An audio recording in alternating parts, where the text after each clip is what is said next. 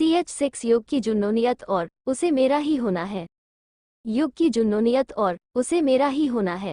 Eight अमीशर and eight परी जी, आपका शुक्रिया मेरी कहानी को पढ़ने के लिए, और आप सभी रीडर्स की जो भी शिकायत है उसे सॉल्व करने की कोशिश जरूर करूंगी और आज से कंटिन्यू स्टोरी अपलोड करूंगी। Have a nice day. सभी कशिश के इस रिएक्शन से हैरान हो गए तो माहिर आगे आकर बोलता है, बच्चा ये आप क्या बोल रही हो, आपकी मदद युग ने की थी।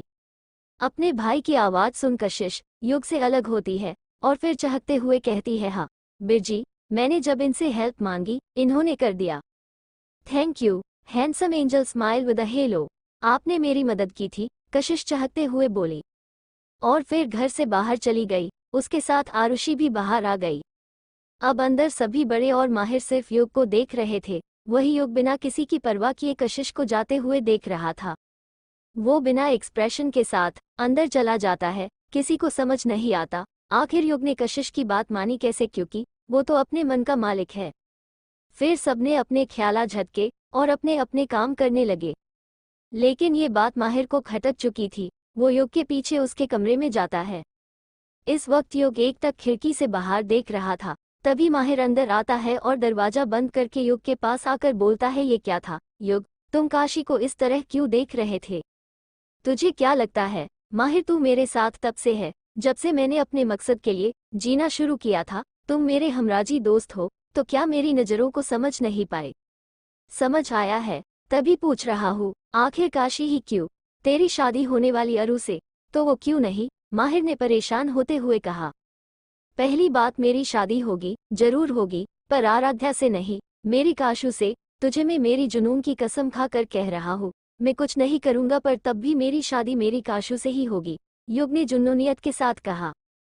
जिसे सुनकर माहिर के माथे पर शिकन आ गया और वो अपने मन में ही बोला, जब मैंने तुझे तेरे मकसद के लिए कदम उठाते देखा था तब से आज तक देख रहा हूँ, अब मेरी बहन का तेरी जुनून बन चुकी है, जो मैं देख पा रहा हूँ, आखिर क्या होगा?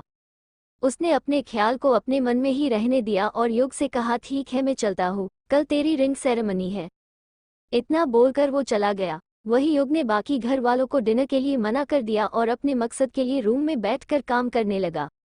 रात का समय, युग अपने कमरे में आता है और अपने शर्ट को खोलने लगता है और निकलकर वही बेड पर फेंक देता है और चांद को देखने लगता है। वो बस एकटक चांद को ही देख रहा था।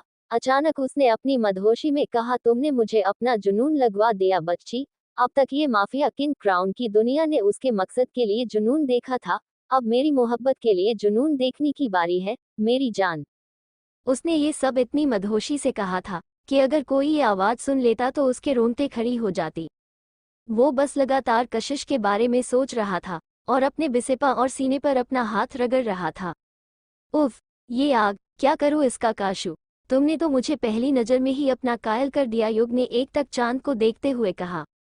ना जाने क्यों अब युग को 1% की भी दूरी कशिश से बर्दाश्त नहीं हो रही थी। उसे कशिश इस वक्त अपनी बाहों चाहिए थी। उसकी वो मासूमियत से भरी नजरें, हिलते हुए लाल रसीली होठ, उसके घने बाल, उसकी खुशबू जब उसने युग को गले लगाया था, उसकी मुलायम त्वचा, ये सब महसूस करके वो तड़प रहा था। यहाँ रायचंद विला, कशिश अपने कमरे में गहरी नींद में लेटी सो रही थी। वो सोते हुए बहुत मासूम दिख रही थी। उसने इस वक्त क्रॉप टॉप और शॉर्ट पैंट पहना था। वो गहरी नींद में सो रही थी। तभी उसकी खिड़की खुली, एक साया अंदर आया। उसने गौर से कशिश का कमरा देखा, जो बहुत बड़ा था। दीवालों पर उसकी और माहिर की बहुत सी तस्वीर थी। पढ़ने के लिए टेबल था जिस पर 20 to 25 बुक्स रखी थी, जिन्हें देखकर कोई भी बता सकता था कि ये किताबें पूरी पढ़ी जा चुकी है। दीवार पर कैमरा विद फ्लैश लटका हुआ था, तो दूसरी ओर गिटार।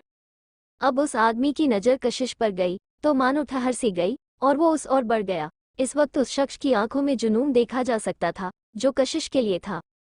तो मेरे भ्राताओं और बहनों, ये है हमरे युग बाबू, जो अपनी काशू बेगम के बिना तड़प रहे थे, इसलिए उनकी खिदमत करने के लिए यह आ गया। युग आकर कशिश के पास जाता है और उसके बेड के पास बैठ जाता है। युग अपना हाथ बढ़ाकर उसके चेहरे पर आए हैं बालों को हटाता है। उसका दिल फिर से तेजी से धड़कने लग गया था। ये तू ना जाने तू क्या बन चुकी है, ये तू ना जाने तू क्या बन चुकी है। इश्क की आग की ठंडी छाव सी बनी है, अब तो तू ही करार, इश्क और सुरूर है। जो दिखता मेरे चेहरे में फितूर है, अब तो बढ़ेगा ये बार बार, क्योंकि इश्क है हमें तुमसे और ये हमें कबूल है। ये बोलकर वह काफी देर तक उसके चेहरे को निहारता रहता है। अचानक से ही उसके दिमाग में फिर वही सब चलने लग जाती है जब कशिश ने उसे सबके सामने किस किया था। ना जाने क्यों उसे अजीब फीलिंग होने लगती है। वो अनजाने में ही कशिश के चेहरे के करीब आ जाता है और उसके होठों पर अपने होंठ रख देता है। यह एहसास बहुत ही अलग, नर्म और मीठा था। युग को लग रहा था जैसे वह कुछ मुलायम सा कैंडी, लॉलीपॉप कैंडी जैसा खा रहा है। वह अपना एक हाथ कशिश की गर्दन के पास रखता है और दूसरा हाथ से उसका हाथ को पकड़कर उसके ऊपर आधे से ज्यादा लीन हो जाता है। युग बेहद ही प्यार और उसके हिसाब से अलग से जज्बातों के साथ कशिश को किस कर रहा था। उसको ये बहुत ज्यादा अच्छा लग रहा था। हालांकि अपने 29 सालों में उसने आज तक किसी लड़की के करीब नहीं गया था, लेकिन फिर भी वह कशिश को इतने अच्छे से किस कर रहा था। समय के साथ युग की यह किस और भी ज्यादा पैशनेट और डोमिनेट होती जा रही थी। युग का हाथ जो कशिश की गर्दन पर था, अब वह उसकी गर्दन के साथ उसका हाथ को सहला रहा था और दूसरे हाथ से उसने कशिश की कलाइयों को पकड़कर उसको बेड पर दबा रहा था। युग अब पूरी तरह से कशिश के ऊपर लीन हो चुका था। उसकी सांसें भारी हो रही थी। वह फिर भी कशिश को छोड़ने के लिए तैयार नहीं था, लेकिन अब शायद कशिश को भी नींद में सांस की कमी हो रही थी। इसी वजह से वह अपने हाथ को हिलाने की कोशिश करती है, लेकिन युग की पकड़ के वजह से हिला नहीं पाती। जब युग को यह महसूस होता है तो वह अपनी पकड़ कशिश के ऊपर से ढीली कर देता है और उससे अलग होकर उसका चेहरा देखने लग जाता है। युग के दोनों हाथ कशिश के गर्दन के इर्द गिर्द थे और उसकी धीमी मगर गहरी सांसें कशिश के होठों पर पड़ रही थी। कशिश के भी गर्म सांसें युग के होठों को छू रहे थे। युग का दिल एक बार फिर से उसे किस करने का कर रहा था, लेकिन वह अपनी मासूम सी जुनून को नींद से भी नहीं जगाना चाहता था। लेकिन उसके शरीर की बढ़ती गर्मी और उसकी उत्तेजित हो रही भावनाओं को वह कंट्रोल भी नहीं कर पाया था। ये देखो, तुमने क्या कर दिया। तुम क्या मेरा जुनून बनी? तो अब मैं अपनी इच्छाओं तक को कंट्रोल नहीं कर पा रहा, पर तब भी मैं करूंगा, क्योंकि ना मैं मेरे मकसद को डूबने दे सकता हूँ और ना ही मेरे जुनून। युग ये सारी बात कशिश के गालों को प्यार से सहलाते हुए कह रहा था। युग ज्यादा ना सोचते हुए कशिश की गर्दन में अपना मुंह घुसा लेता है और उसकी खुशबू को महसूस करने लग जाता है, जिससे उसे फिर से एक सुकून महसूस हो रहा था। उसे लग रहा था जैसे वह वर्षों से इसी खुशबू, इसी सुकून के लिए ना जाने वो कब से भटक रहा था। वह वैसे उसको जकड़े हुए सो जाता। तो क्या होने वाला है युग के जुनून का असर? अगर एपिसोड अच्छा लगा तो कमेंट में बताना। क्रमश CH7 युग का जुनून और सगाई का दिन। शिवानी जी, आपने मुझे दी कहा है तो उसके अकॉर्डिंग हाय बोलूंगी। बेटा, जब मैंने वो स्टोरी लिखी, टैब लिपि की राइटर जी ने कहा उनकी कॉपी है। अब मैंने सिर्फ इंस्पिरेशन के लिए उनकी स्टोरी जैसे कंडीशन लिखी, बाकी आगे तो पूरा आलेख हाय था। पर उनकी रीडर्स और भी रीडर्स ने मुझे चोर कहा। आप हाय बताइए। डू किताबों की कवर सेम है, बट ये थोड़ी जरूरी है वो कंटेंट भी सेम होगा जो उन्होंने नहीं समझा। और उनकी रीडर्स के साथ सभी मुझे हाय डोशी टेराई तो मेन क्या काटी बच्चा। और आप मेरी ये नहीं कहानी पढ़िए ना। ये कहानी आगे चलकर बहुत से प्लॉट ट्विस्ट, दीवानापन, प्यार, एक्शन सब आएगा। आप एंजॉय भी करोगे। युग का जुनून और सगाई का दिन। अगली सुबह युग चाहे रात को जितना लेट भी सोए, लेकिन उसकी एक आदत थी कि वह हमेशा जल्दी उठता था। इसीलिए सुबह के 5 o'clock बजे ही युग की आंख खुल जाती है। वह अपना चेहरा बिस्तर पर रगड़ने लग जाता है, लेकिन उसे बहुत ही मुलायम सा फील हो रहा था। वह अपनी आंखें खोलता है तो खुद को अभी भी कशिश के ऊपर पाता है। ये देखकर जल्दी से उसके ऊपर से हट जाता है। उसके कान इस समय पूरी तरह से लाल हो चुके थे। जा कह सकते हैं कि हमारे माफिया किंग को एक अलग सा एहसास हो रहा था। वह अपने कानों पर हाथ रखता है जो कि गर्म और लाल हो गए थे। फिर वह कशिश को देखता है जो दुनिया जहां से बेखबर होकर सो रही थी। इस लड़की को सच में नहीं पता चला कि पूरी रात कोई इसके साथ इनफेक्ट्स के ऊपर सोता रहा। कौन ऐसी लाश की तरह सोता है? युग उसका चेहरा ध्यान से देखता है और फिर उस छुपकर उसके माथे पर किस करते हुए कहा सोचा था कि मोहब्बत हो जाएगी, कहा सोचा था कि मोहब्बत हो जाएगी। ये मेरी इश्क की बाजी है महबूबा, तेरे साथ मरते दम तक निभाएगी। छोड़ कर ना जा पाऊंगा, मैंने बांधी तुझसे एक डोर जो अटूट रखेगी हमारा रिश्ता। जैसे तेरी नादानी और बचपना का शोर, जब से आपकी आंखों में देखा है तब से बस आपके ही होकर रह गए। क्या करें हमने बहुत कोशिश की रुकने की, लेकिन नहीं रुक पाए। दो ही मुलाकातों में एक ऐसा रिश्ता जुट गया है कि अब एक पल की दूरी सही नहीं जाती मुझे आपसे। मुझे आपका साथ चाहिए, मुझे आपको महसूस करना है, आपके साथ सुकून से रहना है। आपको अब इस सीईओ माफिया की innocent bright smile with a hello बनना होगा। आप मेरा वो जुनून है जो मुझे और मैं अपने मकसद को मुकम्मल करूंगा। इतना बोलकर वो रुकता है और उसके चेहरे को देखता है, वो अपना हाथ बंधकर उसकी गल को सहलाते हुए। अब आप चाह कर भी आप हमसे दूर नहीं जा सकती काशू। आपका हर रास्ता मुझ पर आकर खत्म होगा। आपका हंसना, रोना सब मेरे साथ होगा। जो भी हमारे बीच आने की कोशिश करेगा उसे मरना होगा। मुझे अब पर किसी का हक तो दूर, किसी की नज़र भी बर्दाश्त नहीं। आप हमारा बेपनाह इश्क का जुनून बन गई है। मौत ही अब हमें अलग कर नहीं सकती है। ये बोलकर उसके माथे पर फिर से किस करता है और वहां से शांति से बिना किसी भाव के कशिश के रूम की खिड़की से निकल जाता है। लेकिन कोई था जिसने युग की बातें और उसे की हरकत देख और सुन दोनों ली थी। वो कोई और नहीं, माहिर था, जो युग की सारी बात सुनकर परेशान हो गया था। उसे समझ नहीं आ रहा था कि युग ने उसे अपनी मकसद की कसम देकर कहा है कि वो कुछ नहीं करेगा, पर तब भी युग की शादी काशू से होगी। आखिर आगे होने क्या वाला है? अगर युग कुछ नहीं करेगा तो यह मेरी दोनों बहनें की बात है। फिर खुद को शांत करता है और कशिश के कमरे में आता है, जहां उसकी झल्ली बहन गहरी नींद में सो रहा था। वो मुस्कुराते हुए कशिश के पास जाता है और उसके बालों को सहलाते हुए कहती है, काशी बच्ची उठा जाओ। कशिश नींद में किस्मते हुए बिजी, बस 2 मिनट, कोई 2-1 मिनट नहीं बच्चा, चलो उठो, आज अरू की सगाई है ना, माहिर ने प्यार से समझते हुए कहा। उसकी बात सुन कशिश को वो पल याद आया जब कशिश ने आराध्या को किसी से बात। फिर वो जल्दी से उठकर माहिर के गालों पर वो किस करते हुए, गुड मॉर्निंग बिरजी। गुड मॉर्निंग बच्चा, अब जल्दी तैयार हो जाओ, माहिर उसे गोद में बैठते हुए उसके माथे पर किस करते हुए कहा। जी बीर जी। इतना बोलकर वो म्यूजिक सिस्टम ऑन कर देती है, जिसको देख माहिर मुस्करा देता है। वही कोई और भी था, जी बड़े ही नशीली आंखों से अपनी महबूबा को देख रहा था। अरे भाई लोग ज्यादा ना सोचिए, ये कोई और नहीं हमरे युग बाबू है, वरना उनकी बेगम को देखने वाले शख्स की अगले दिन परमानेंट नर्क की टिकट कट जाएगी। Tears of Joy, tears of Joy, tears of Joy, tears of Joy. युग, जिसका कमरा कशिश के कमरे के ठीक सामने था, वो जब गाना सुनता है तो वह पाता है कि उसकी मासूम महबूबा मस्त होकर गाने में झूम रही है, जिससे उसकी कमर हिल रही थी। जिस पर वो जितना मदहोश हो रहा था, उतना ही उसकी मासूमियत पर उसे टूटकर प्यार आ रहा था। थोड़ी देर बाद कशिश तैयार होकर नीचे आती है और सभी मिलकर ब्रेकफास्ट करते हैं। आराध्या का कमरा। वही कशिश आराध्या से बात करने उसके कमरे में जाती है, जहां आराध्या काफी उदास थी। कशिश आराध्या के पास आकर प्यार से उसकी थोड़ी पकड़कर बोलती है, क्या हुआ दीदी, आप इतनी उदास क्यों लग रही हो?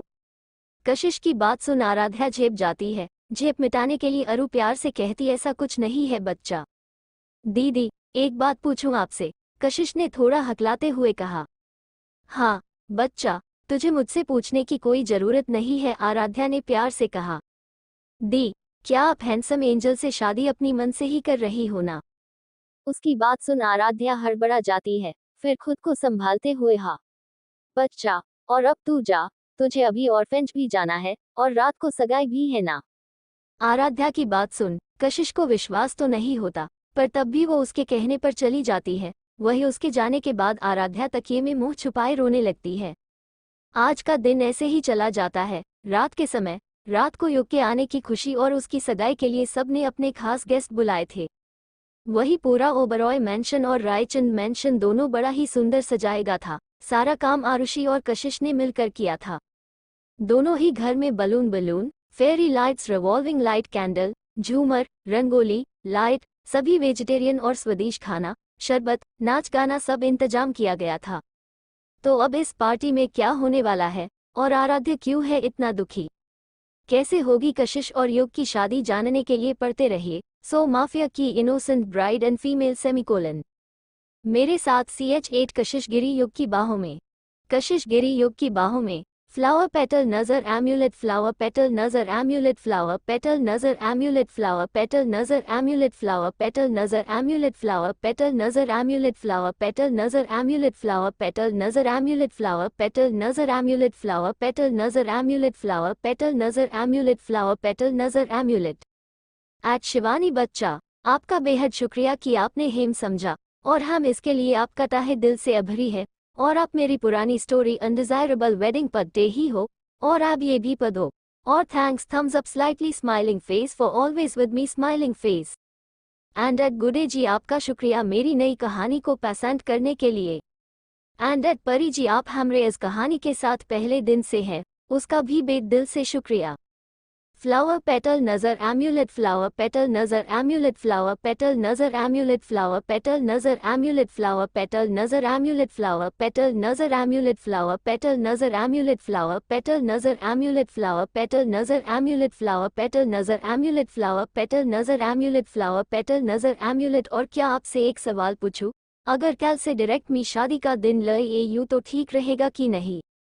प्लीज प्लीडिंग फेस बटिएगा grin, flower petal nazar amulet, flower petal nazar amulet, flower petal nazar amulet, flower petal nazar amulet, flower petal nazar amulet, flower petal nazar amulet, flower petal nazar amulet, flower petal nazar amulet, flower petal nazar amulet, flower petal nazar amulet, flower petal nazar amulet, flower petal nazar amulet. धीरे धीरे दिन ढल गया। शाम के लिए युग के बर्थडे पार्टी की सारी तैयारियां हो चुकी थी और ये सारी तैयारियां काशिश ने खुद कराई थी। सारा घर जगमग फेरी लाइट से चमक रहा था, जगह जगह फ्लावर्स और कर्टन से डेकोरेशन की गई थी। वो नज़ारा वाकई बेहद खूबसूरत था। युग और आराध्या की सगाई की सारी तैयारियां हो चुकी थी।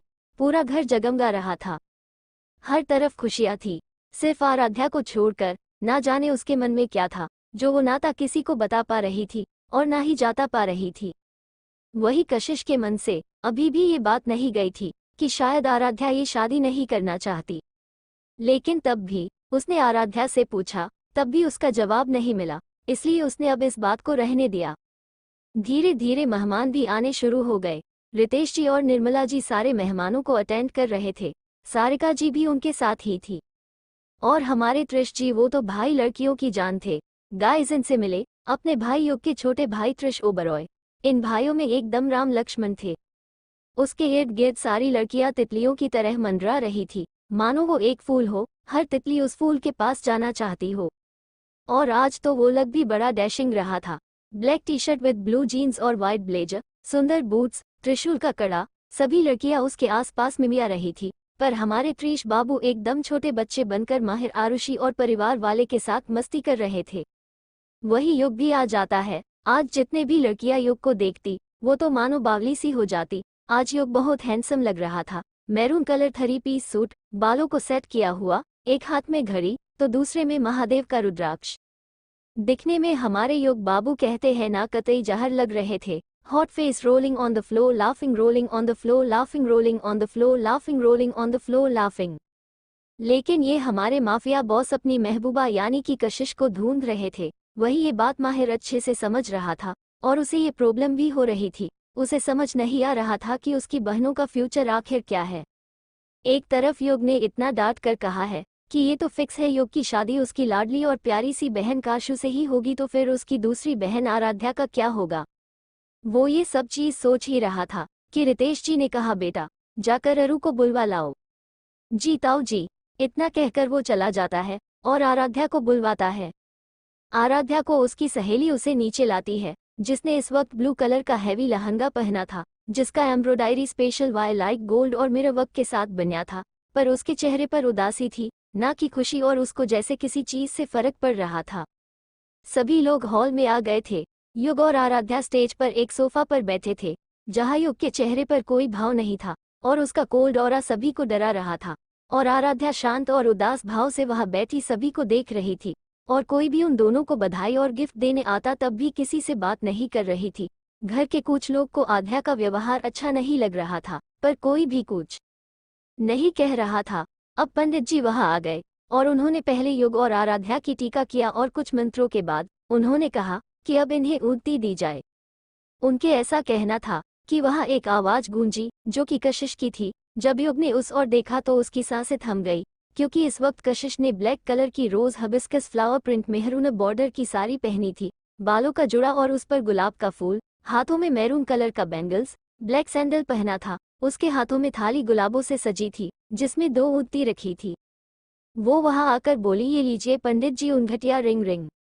वही हमारे युग बाबू तो पूरे मदहोश हो चुका था अपनी महबूबा को देख पर, तब भी उसने किसी तरह खुद को काबू किया।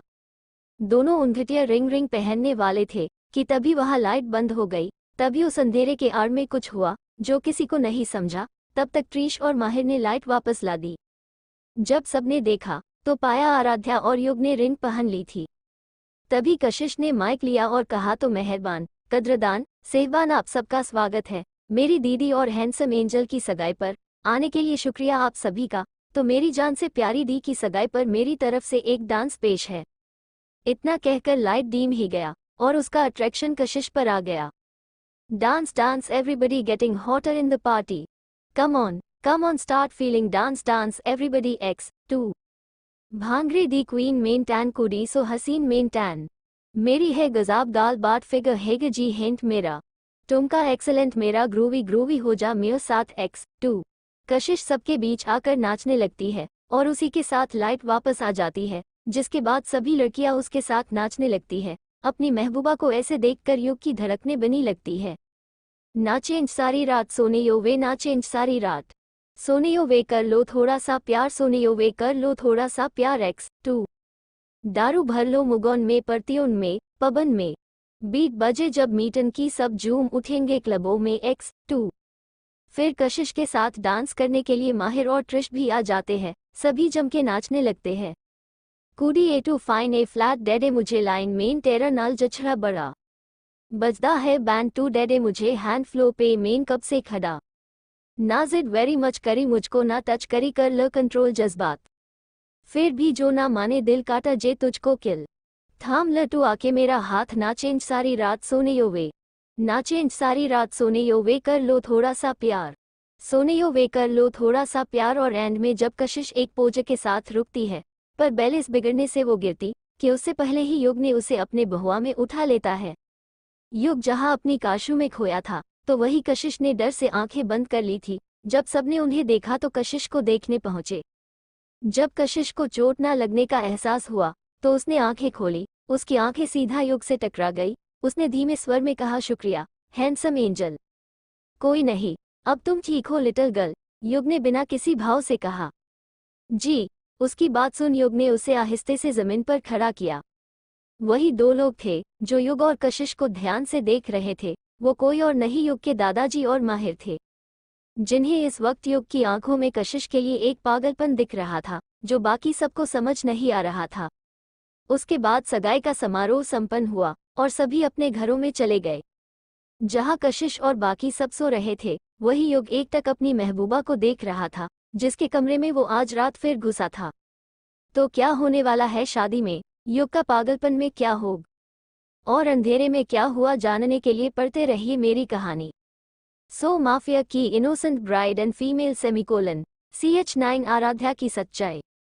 आराध्या की सच्चाई। सॉरी डेडपैन फेस, सॉरी कल एपिसोड नहीं दिया, वो मेरा एक इम्पॉर्टेंट मीटिंग के चलते लेट हो गया तो क्षमादान। और मेयर कॉलेज में एग्जाम और प्रेजेंटेशन मेरा चल रहा है। आई होप स्माइलिंग फेस की आप सब समझेंगे। एट शिवानी बच्चा, जैसी आपकी की आज्ञा। आखिर हम राइटर्स अपनी रीडर्स की स्वाद के म्यूटेबिक हाई चलते हैं। And thank you for giving me comments and I will make sure कि आपको सभी राजमों में योगीश का नाम और रोमांस खुल के दिखेगा। एंड अगर आप या कोई भी किसी सीन या फिर कोई चीज को लेकर अनकंफर्टेबल या रॉन्ग डाइट तो प्लीज कमेंट दीजिएगा। एट परी, आपका भी शुक्रिया मेरे साथ देने के लिए। एट रोहिणी एंड एट निक श्रोत्री, आपका शुक्रिया मेरी कहानी पढ़ने के लिए। जहां कशिश और बाकी सब सो रहे थे वही युग एकटक अपनी महबूबा को देख रहा था, जिसके कमरे में वो आज रात फिर घुसा था। युग आकर कशिश के बगल में लेट गया और उसे देखते हुए कहा, क्या कहूँ महबूबा, बहुत कुछ छुपा है, बहुत कुछ है जो वक्त पर सबको बताऊंगा, पर तुम ये जान लो तो मेरा वो नशा हो जिसको अब मेरे साथ ताउम्र मेरे करीब रहना है महबूबा। इस वक्त ये सब कहते हुए वो एक सनकी लग रहा था जो कशिश के प्यार में खुद को मिटा चुका है। तुम सिर्फ मेरी हो, सिर्फ मेरी, तुम्हें किसी और का नहीं होने दूंगा। ये माफिया जिसके सामने सब झुकते थे वो खुद मेरे सल्तनत की मल्लिका के आगे झुकता है जो तुम हो। ना जाने कैसे पर युग की बातें शायद कशिश ना सही पर उसके दिल ने सुन ली थी, इसलिए उसके चेहरे पर एक निश्चल मुस्कान आ गई, जिसे देख युग के चेहरे पर भी एक कातिल सी हंसी आ गई। युग की दीवानगी उसके सर पर चढ़ी थी। वो पूरी रात कशिश के बालों को सहला रहा था, कभी उसके बालों से खुशबू लेता और ऐसे ही करते करते वो भी गहरी नींद में चला गया। अगली सुबह 3:59 को सुबह उठा। उसने देखा उसके बाहों में उसकी महबूबा गहरी नींद में एक बिल्ली के बच्चे की तरह उससे चिपक कर सो रही थी। वो उसे शिद्दत से देख रहा था। इस वक्त कशिश ने एक कॉटन की कुर्ती पहनी थी। उसके बाल उसके चेहरे को चूम रहे थे। उसकी होठ माउथ हल्की खुली हुई थी उसकी उस सादगी से हमरे माफिया बॉस का दिल भी उनसे बगावत करने लगा था। वो बस अपनी जान को देखे जा रहा था कि अचानक से उसके चेहरे पर एक कातिल सी मुस्कान आ गई। अब भाई और बहने लोगों, ये बात हम और हमरा माफिया जानत बा कि ये मुस्कान कोनो खातिर है जो भविष्य में होगा, पर जो भी होगा वो मजेदार होगा। और दूसरा हम अब ये बताइए दिए थे। उसकी आंखों में अलग कशिश था, जो सिर्फ अपनी महबूबा को देख रहा था। उसने कशिश के लेफ्ट हैंड पर किस करके कहा, सगाई मुबारक महबूबा। हाँ, उसकी खुशी का दूसरा कारण है वो अंगूठी जो उसने सबके सामने होते हुए भी कशिश को पहनाई। ये बात किसी को अंधेरे की वजह से पता नहीं चली थी। वही उस रिंग को बड़ी ही खूबी से बनवाई गई थी, क्योंकि इस रिंग को ऐसे बनाया था कि अगर इसे रोशनी में लाई जाए तो उसमें YK दिखता है और दूसरी ओर से एक सॉलिटेयर में दिखता है। ये देख युग जुनून से बोला, ये इश्क है मेरा, मैं मरकर निभाऊंगा। तू है मेरा जुनून, ये दुनिया को बताऊंगा, तुझे पाकर तुझने समाऊंगा। ये इश्क इस माफिया का है महबूबा, मरते दम तक निभाएगी। इतना कहकर कशिश के माथे को शिद्दत से चूम बाहर चला गया। तभी किसने उसे पकड़ लिया और उसे खींचते हुए बाहर के गार्डन होम में चला गया। पहले तो ऐसे व्यवहार से युग की आंखें लाल पड़ गई, पर जब उसने सामने देखा तो माहिर को पाया। उसने बिना किसी एक्सप्रेशन के कहा, माही ये क्या है, ऐसे कोई बदतमीजी करता है क्या? तो तू बता क्या करूं मैं? दुनिया के सामने तेरी शादी अरू से हो रही है और तू रस्म कशिश से निभा रहा है। तुझे क्या लगता है मैंने नोटिस नहीं किया कि कशिश के हाथ में तेरे और उसके नाम की अंगूठी है? उसकी बात सुन युग शैतानों की तरह हंसने लगा, जिसको देख एक पल माहिर भी डर गया। वही युग फिर हंसते हुए बोला, तुझे लग रहा है कि मेरी शादी आराध्या से होगी? नो माही नो, मेरी शादी सिर्फ मेरी महबूबा से होगी, सिर्फ मेरी महबूबा से। और इतना कहकर वो हंसने लगता है, smile with horns, smile with horns, smile with horns. उसकी बात सुन अब माहिर को गुस्सा आने लगता है और गुस्से से बोलता है, तो फिर आराध्या से क्यों सबके सामने? माहिर अभी बोल ही रहा था कि युग ने चीख कर कहता है, ना मेरी सगाई तेरी बहन आराध्या से हुआ और ना शादी होगी। समझा, तेरी बहन की सगाई उसके इश्क सिद्धार्थ खुराना से हुआ है। वो मुझसे प्यार करती ही नहीं और देख लेना उसकी शादी उसी से होगी। उसकी बात सुन माहिर हैरान हो गया। उसे तो कुछ समझ नहीं आ रहा था कि आखिर युग का कहने का मतलब क्या है। कल ही तो उसकी सगाई आराध्या से हुई थी, तो वो सिद्धार्थ की बात क्यों कर रहा है? आखिर हुआ क्या है? अपने सावलाव का जवाब पाने के लिए वो युग की ओर देख हकलाते हुए कहता है, युग आखिर तेरे कहने का मतलब क्या है? उसकी बात सुन युग एक गहरी सांस लेकर बिना किसी एक्सप्रेशन के कुछ कहता है, जिसे सुनकर माहिर तो हैरान परेशान हो जाता है। उसे कुछ समझ ही नहीं आ रही थी कि आखिर ये सब हुआ क्या। उसने हकलाते हुए कहा, ये तू क्या कह रहा है? ऐसा माहिर को बीच में कटते हुए कहा, जो बोल रहा हूँ वो सच्चाई है, जो ना मिटेगा ना झुकेगा। माफिया किंग अपनी दुश्मनी और दोस्ती दोनों कभी नहीं भूलता, तो उसी तरह अपनी जबान का पक्का हूँ। आखिर राज क्या है युग के मुस्कान का? युग ने माहिर को ऐसा क्या कहा जिसे सुनकर वो हैरान हो गए। आखिर युग की दीवानगी क्या करने वाली है? जानने के लिए पढ़ते रहिए मेरी कहानी CH10 हल्दी की रस्म और युग की जलन। हल्दी की रस्म और युग की जलन @परी और परी पवार जी, आपका थैंक यू। उसने हकलाते हुए कहा, ये तू क्या कह रहा है? ऐसा माहिर को बीच में कटते हुए कहा, जो बोल रहा हूँ वो सच्चाई है, जो ना मिटेगा ना झुकेगा। माफिया किंग अपनी दुश्मनी और दोस्ती दोनों कभी नहीं भूलता, तो उसी तरह अपनी जबान का पक्का हूँ। माहिर ने सर पर अपने हाथ रखते हुए कहा, लेकिन ऐसे कैसे हो सकता है? उस वक्त हम सब थे ना वहाँ? तो फिर युग बिना किसी भाव के बोलना शुरू किया, नहीं हम थे वहाँ पर, तब भी उस अंधेरे में सब होकर भी नहीं थे। उन्हीं के बीच में सिद्धार्थ ने ये किया। फ्लैशबैक, सगाई का समय, जब अंधेरा हुआ था तब माहिर और त्रिश दोनों लाइट चेक करने गए थे। वही हमरे माफिया बाबू तो एकटक अपनी नजरें गड़ाए महबूबा को देख रहे थे। अब भाई और बहन लोग, हमरे युग बाबू तो खुद माफिया किंग है। अंधेरा तो क्या, आसमान में उड़ते चील के पंख गिन लेता है, कूल कूल। तभी उस अंधेरे में एक लड़का आता है जिसने व्हाइट 3 पीस सूट पहना था। वो सीधा आराध्या के सामने खड़ा हो गया। जब आराध्या ने उस लड़के की कद काठी देखी तो वो समझ गई कि सामने कौन है। वो कुछ कहती कि वो लड़का आराध्या की बाजू को पकड़कर एक जगह ले गया। उन्हें लग रहा था कि कोई उन पर नजर नहीं रख रहा, पर असल में युग के गार्ड्स हर जगह नजर गड़ाए हुए थे। आराध्या को कोने में लाने के बाद आराध्या नम आंखों से बोलती है, ये क्या कर रहे हो सीड? क्यों लाए हो ये? अभी मेरी सगाई है। अच्छा, अगर तुम्हारी सगाई है, तुम खुश क्यों नहीं लग रही हो? सिद्धार्थ ने आराध्या के बाजू को पकड़कर कहा। तो आराध्या के नजरें झुक गई। वो क्या कहती कि वो तो खुद सिद्धार्थ से प्यार करती है, वो कैसे अपनी जिंदगी युग से जोड़ ले। वही उसकी झुकी नजरें देखकर सिद्धार्थ कहता है, इसलिए खुश नहीं होना क्योंकि मुझसे इश्क करती हो। उसने प्यार से आराध्या के चेहरे को अपने हाथों में भर कर कहा। अब आराध्या से भी सब्र नहीं हो रहा था। उसने झट से सिद्धार्थ के गले लगकर कहा, हाँ तुमसे करती हूँ इश्क, पर किससे कहूँ, मेरी तो समझ नहीं आ रहा है। वो सुबकते हुए सब कहने लगी। शुश, जनता हूँ, चिंता मत करो, तुम्हें मुझसे कोई दूर नहीं कर सकता। इतना कहकर सिद्धार्थ ने आराध्या के फॉरहेड पर किस कर दिया और फिर थोड़ा दूर होकर उसके रिंग फिंगर में रिंग रिंग रिंग पहना दी। आराध्या ने भी सेम किया। वही जब वो स्टेज पर, तब तक युग की भी सगाई कशिश से हो चुकी थी, जिसका अंदाजा कशिश को भी नहीं था। तो आपको कैसा लगा अंधेरा का राज जानकर, मुझे कमेंट में बताना। Flashback and. सारी बात जानकर तो माहिर को झटका सा लगा। उसने युग की ओर देखकर शर्मिंदगी से कहा, माफ कर दे माफिया किंग, शायद अब तो मैं दोस्त कहलाने के भी लायक नहीं हूँ। उसकी बात खत्म होते ही युग बोला, हाँ अब तो दोस्त कहलाने के लायक नहीं है। उसकी बात सुन माहिर ने अपनी आंखें मींच ली। बल्कि मेरा साला कहलाने का लायक है, क्योंकि साला ही बीबी के कान भरता है।